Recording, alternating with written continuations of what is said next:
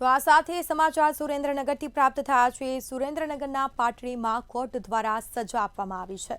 તો આ સાથે સમાચાર સામે આવી રહ્યા છે। પાટડીમાં કોર્ટે સજા સંભળાવી છે, જેમાં ચેક રિટર્ન કેસમાં કોર્ટે 3ને સજા સંભળાવી છે। 3 લોકોને સજા આપવામાં આવી છે।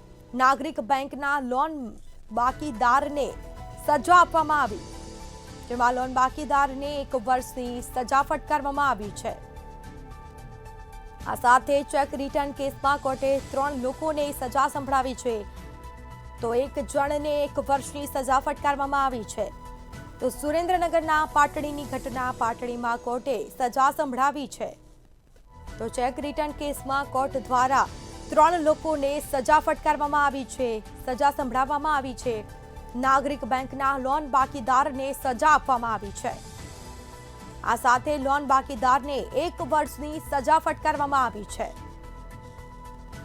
બીજી તરફ ચેક રિટર્ન કેસમાં કોર્ટ દ્વારા 3 લોકોને સજા સંભળાવવામાં આવી હતી। તો સુરેન્દ્રનગરના પાટડીમાં કોર્ટે સજા સંભળાવી છે।